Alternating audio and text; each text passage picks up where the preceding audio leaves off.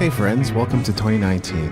Although I published a blog post discussing what's to come in 2019, I realized that not everyone who's listening to the podcast is watching the blog or vice versa. So before getting into today's topic, I just want to give you a quick overview of what to expect moving forward. Here are a few bullet points worth mentioning. One of the things I want to do is create content that's more centered on whatever needs you have and challenges you might be experiencing in your career. So if you have any suggestions, I hope you'll leave a comment in the show notes. 2, I've decided on confidence, breakthrough, and fulfillment as the words that represent the Music Entrepreneur HQ brand. So as much as possible, I'll be creating content that revolves around these themes. 3, I'm planning to launch several new products this year, including Flashes of Elation, The Essential Guide to Creative Entrepreneurship, Growth Hacking for Musicians, and other handbooks. Keep an eye open for these. Alright, so with that, let's get into closing the chapter on 2018. Unlike 2017, it felt like 2018 breezed by, and as I started reflecting on 2018, I was feeling as though I didn't accomplish much during the year. That's not the conclusion I eventually came to, as you're about to find out. But for now, let's forego the spoilers. Regardless, if you don't feel like you had a great year, that's certainly a good reason to close the chapter on it. After all, you don't want to carry last year's baggage into the new year. You need to get complete with whatever happened and didn't happen, or you'll just repeat the same mistakes, make incorrect assumptions, and add to your convoluted view of the world.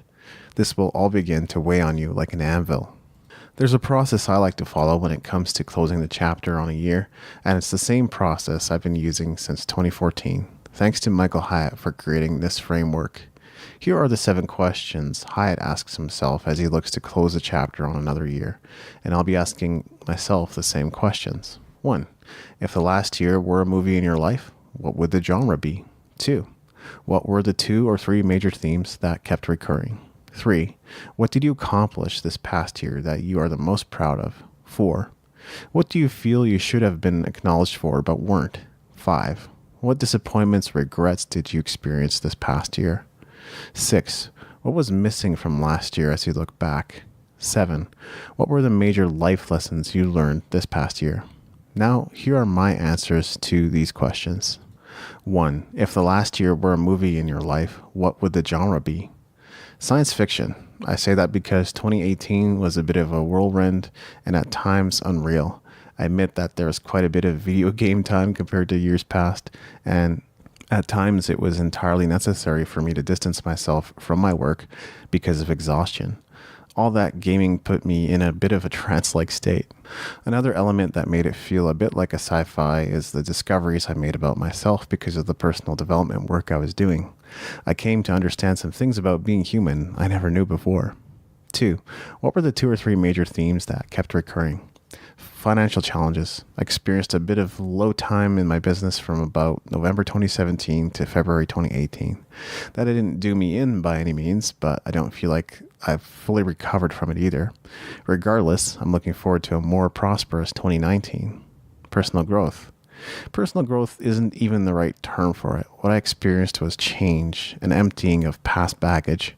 I shifted as a person when I started unloading many of the mental blocks that have been holding me back.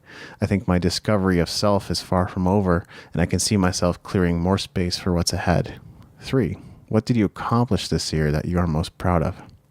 Launching the How to Record, Promote, and Sell Your New Music Release Single EP or Album ebook.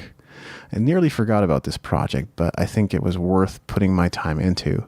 This launch prompted me to create a framework for promoting new products, and that was a bit of a victory too.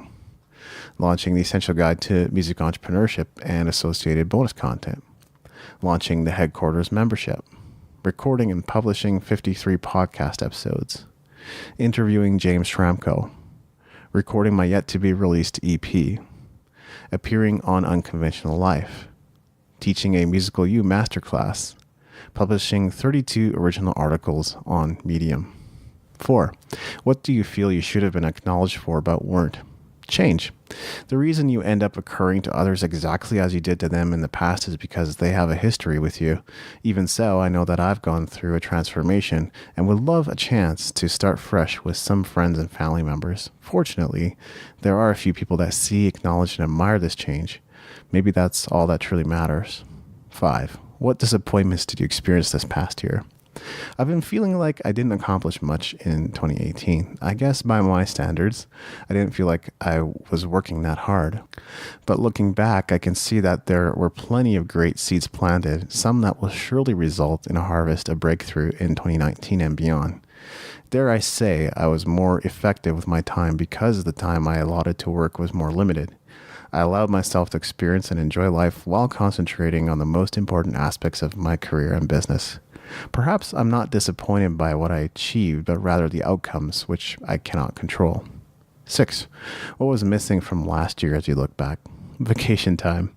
Looking back on past reflections, it's become a bit of a theme at this point. I was hoping to at least get out to BC for a week as I did the year before, and if I had planned better, I could have gone towards the beginning of August. Unfortunately, I didn't.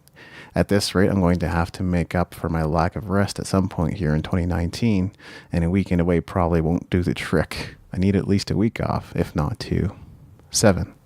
What were the major life lessons you learned this past year? My time is worth something.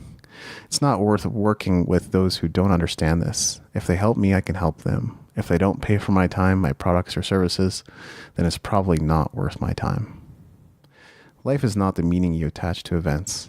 Our brains do this on autopilot without us ever consciously realizing it, so we go through life with a lot of baggage. This baggage is the direct result of the meaning we attach to events, and that meaning has very little or nothing to do with what happened in reality. It only lives in our minds. This is what it means to be a human being. We make stuff up and live as if it's true. You